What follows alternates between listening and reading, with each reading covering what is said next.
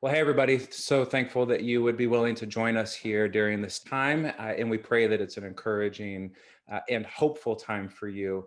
Here with us today is Lisa Qualls. Lisa and her husband, Russ, are the parents of 12 children. Is that correct, Lisa? By Yes. birth and adoption, and then sometimes more through foster care. And if you're involved in the foster care world, you completely understand what that means. How many kids do you have? Well, how much time do you have for me to explain? Exactly. Yeah, right. Lisa is the creator of all kinds of things. One Thankful Mom is her website, and we'll be sure to share that in the links. She's a TBRI practitioner. Many of you are familiar with what that means. A certified Enneagram coach, co-host of the Adoption Connection podcast, and we'll get to this here in a moment, but co-author together with the late Dr. Karen Purvis of a relatively recent new book, The Connected Parent. So that's a lot. Lisa, thank you so much for spending some time with us. Well, thank you for inviting me to join you. I'm really, Yeah, really happy to be here. absolutely. I know you and I have crossed paths in some like backstage, conference hustle and bustle, and so it's really good to sit down with you, even virtually. And so one of the things that strikes me about your story and your bio, and probably many others, is okay, here's kind of the 12 kid adoptive family, person. And my question is always, how? Like, where did that start? Like, where did this start for you and your husband? How did you begin to get involved in this space? And then what's the story that led you to where you are now? Well, adoption actually touched on my life long before we became adoptive parents. Right. And I share this part of my story, but it's not as known, I think, and that is that I'm a birth mother and Mm, that I gave birth to my first child as a young teen. mm. And during that time, believe it or not, I was in foster care. So it's a long story, Very much a part but of your story. Yeah. yes, but so adoption touched my life. And I was not a happy or willing birth mother. It was Mm, very painful, very difficult. So honestly, I never imagined that I would become an adoptive parent. I did think I wanted to become a foster parent because my foster mother had been such an influence on my life mm. and we had maintained a friendship all these years. And by the grace of God, I came to know Jesus while I was in foster care. And so, like, it's a very redemptive story. So I thought maybe someday I would want to do what someone else had done for me and foster even a teen girl like myself. But I didn't see it coming, and I didn't really see adoption even coming. We were in a season of our lives where so I have my oldest son, and then Russ and I married. We had 7 more children by birth, and our youngest was about 3. And I felt that God was going to do something new in our lives, in my life. I thought I was going to be going to graduate school. Now, wouldn't that have been simple compared to what God did Yeah, no kidding. instead? Maybe Um, even a PhD would have been yeah, as well. Yeah, yeah. yeah, because I kind of feel like I've already earned that, you know? Yep. Yep. And instead, the Lord just opened up the world of adoption to us. And it caught us by surprise in a lot of ways. I mean, I'd always loved children, been really passionate about serving kids. But because my experience with adoption was so painful, I didn't think I would ever let it touch me again on a personal level, you know? So anyhow, God did incredible things, led us to we planned to adopt 2 little boys from Ethiopia. That turned into 3 children, 2 little boys and a little girl. And then when we were in Ethiopia, we met another little girl and we returned for her a year later. So, like, this amazing, huge change for our family. It was extremely difficult. I think our journey's been filled with a lot of joys and challenges. And but that's where the Lord led us. And it was in the midst of the challenges, that I found Dr. Purvis, and we will talk about that. But then we became foster parents again, sort of by surprise. I was starting a ministry at my church to support foster families, thinking that I could do this while I was waiting for the day we'd become foster parents. And we were asked to take a teen girl for a night She stayed for a weekend. She stayed 2.5 years. And we had her sisters part of the time. So anyhow, it's just been like the Lord just opening one door after another and us walking through. Mm, that's awesome. There's so many statements that you made in there, which could almost be the definition of many people's foster parenting journeys. Like we weren't expecting it, or by surprise, right? Mhm. Like if foster care had a middle name, that might be it. By surprise or Yeah. completely unexpected. So Yeah. with that, kind of our goal is, like, gosh, and you just coming from a deep well of experience on a number of fronts. I know that you've spoken to this in other occasions, and we're going to make sure to link to the podcast and your website, and just make sure that people can find you and the encouragement you offer. But we're talking about the idea of reframing, maybe reframing the way that we think about certain things, or perspectives we have, expectations we might have, hopes we might have.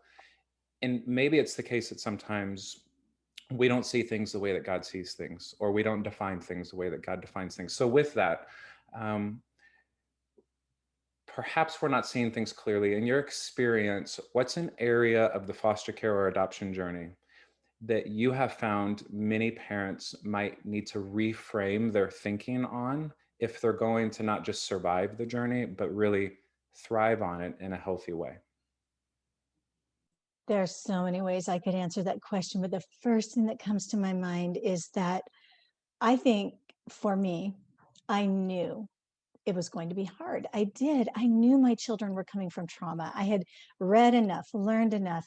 I knew it would be hard. But I thought two things. One is that there would be a period of hard, and then we would be ourselves again. Like our family, we deal with this intensity of helping our kids adjust, heal. They would heal, and we would carry on. Hmm. That did not prove to be true. Hmm. And, it has been a journey. We brought our kids home in 2007. And now I see it as a lifelong journey of healing for my kids. And for me, as their parent, that I am not the healer. I am a tool that the Lord is using, and it's a privilege and it's hard, but the Lord is using me and using my husband, Hmm. Russ, to bring about healing, but he is the healer. So first of all, it's not our responsibility to heal them. It's our responsibility to serve and love and do all we can from our end. But the responsibility of healing is the Lord's. And then secondly, this is for the long haul. I know a lot of parents listening are thinking to themselves, are our kids ever going to grow up and be okay?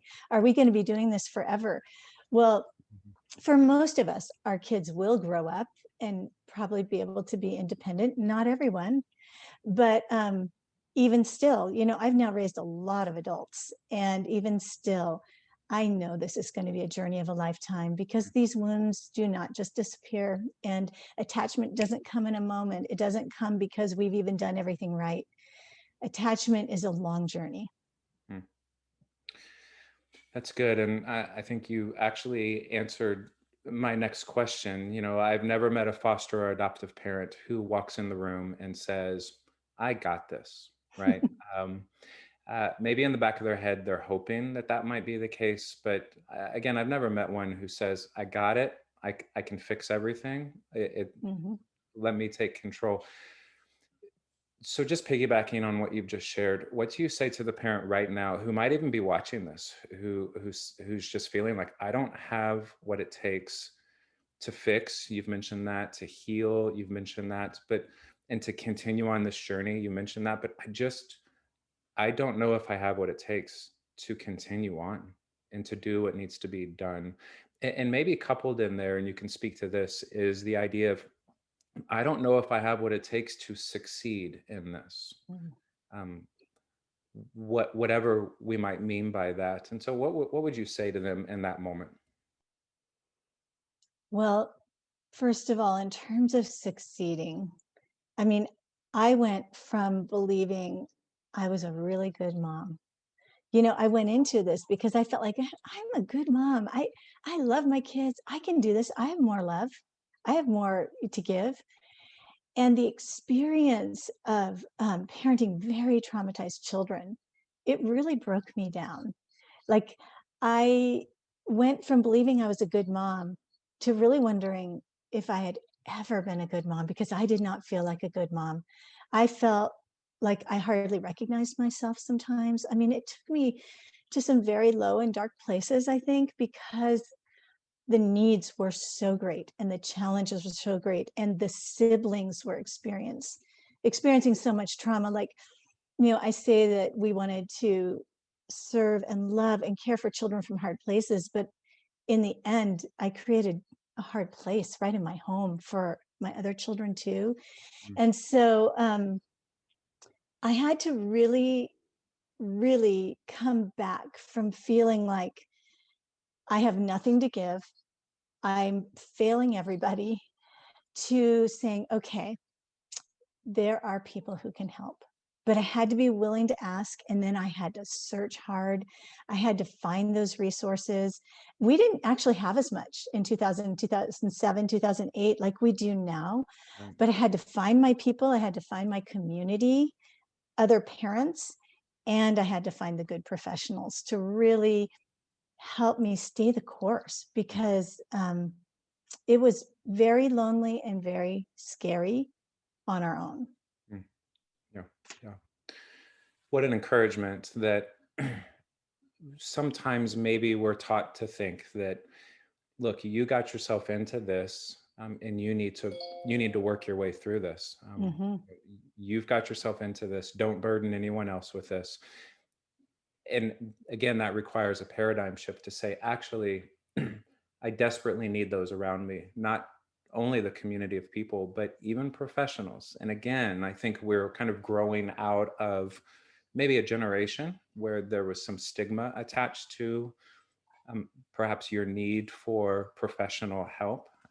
But gosh, if we have learned anything on our own journey, is that we need people who can sit across from us, who are so much smarter than us and probably have some letters behind their name and can help us see things maybe in a way that we're not able to see ourselves. So that's really encouraging. So I always uh, quote him as saying this, but I may be wrong, and I could probably do a quick Google search and actually like solve it real quick. But I'm just going to keep giving him credit. Mike Tyson, who thought we'd talk about Mike Tyson on in our discussion today, but I believe he's credited as saying this, and it would make sense because he's Mike Tyson. That he said, everyone's got a plan going in until you get punched in the face, and then and then you're like, then you just throw cost, everything's gone out the window and we're scrambling, right? What do you say to the parent? I know that you've written and taught extensively on parenting and trauma and connection and healing. What do you say to the parent who says, I've got a plan, I've looked at TBRI, I've gone to the conferences, I've got my strategies to connect before I correct, but sometimes it just feels like I'm getting punched in the face and it's not working. It's just not working. How do you encourage them in those moments? Oh, my brain is going in a lot of directions again. Um, well, first of all, we do have a plan. A lot of us think we have a great plan. But the thing is that our children don't fit into our neat and tidy plan, Mm, because they are themselves mm, and they have their own needs and their own path of healing, and they won't do it according to our plan. They won't do it just because we've figured it all out. We have to. I think one of the most important things for adoptive and foster parents, one of the most important qualities, is flexibility. And that does not come easily to so many of us. We're thinking, if I just hold it all together, if I do this, this, and this, we're going to be okay. But we have to get really flexible in our thinking. Many of us came to parenting with a lot of traditional parenting background. And I know for us, we literally had to be willing to learn an entirely new way to parent. And not only was that hard, it was a little scary, because the way we parented before, we felt was in obedience to God. mm, And so now all of a sudden we have these children, traditional parenting is not going to work for them, does not work for them. And we had to be flexible enough to say, okay, teach us something new. Mm, Teach us a new way to love these kids. Teach us a new way to parent. Let's parent based on connection instead of just obedience. With our first crew of kids, our goal a lot, honestly, was obedience and just bringing them up to be these respectable, godly people. And then all of a sudden, we had children who had experienced such horrible trauma that our goal had to be entirely different. And it was more to bring them into sweet relationship with mm, us and with the Lord. mm. And so flexibility is just key, I think. It's really, really good. We've already mentioned, Lisa, you recently put out a book and co-authored with Dr. Karen Purvis, a fairly recently released book, The Connected Parent. Yes. So many, I imagine everybody watching this and listening to this has had some experience with the connected child on their Mhm. journey. Either they've seen it themselves or they've heard other people reference it. So tell us, why did you feel the need to write this book, and how is it different than the very well-known book, The Connected Child? How is it a companion? I imagine there's a relationship there. And so we just love for you to share with us about this new book. I wrote it for a really specific reason. When we were in the depths of it, when we were just looking for all the help and resources, I was so thankful for the amazing professionals. I mean, I had the books by Deborah Gray, I had The Connected Child, I had Bruce Perry, I mean, Dan Hughes. I had all these amazing books and I learned so much. But what those books did not include was my reality, my everyday life, that there was no going home at the end of the day. There was no weekends off. I mean, this was my life day in and day out Mhm. of caring for my kids. And sometimes I would read things and think, well, that sounds great, but there is no way that Mm, that can happen at my house and in my life. And I thought, wouldn't it be incredible to have a book that bridged the gap between theory and practice, between professional and parent? And so I, at that time, was doing some speaking with Empowered to Connect. And so I approached Dr. Purvis and I said, I have this idea for a book. What do you think? And she said, I like it. Yes. And I was so shocked that she agreed to write it with me. And so that began the very long journey of writing the book. It is a great companion mhm. to The Connected Child. They are both TBRI books. It is different in that, of course, it brings in the parent experience Right. and me trying to learn all these new things.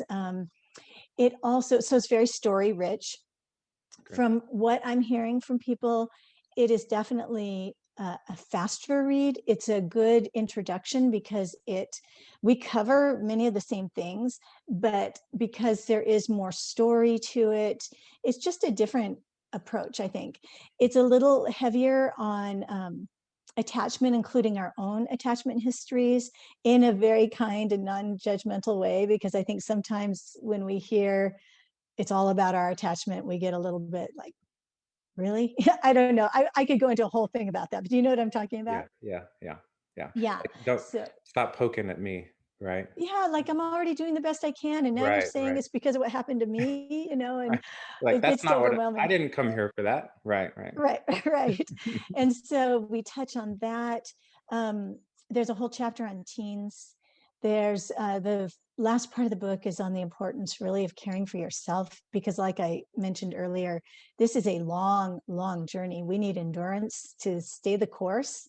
So I think it adds things that are not present in The Connected Child. It's just a little different, but they are both TBRI focused. Yeah, yeah. Well, wonderful. We're going to make sure to link to that in the comments and let people know how to get access to that.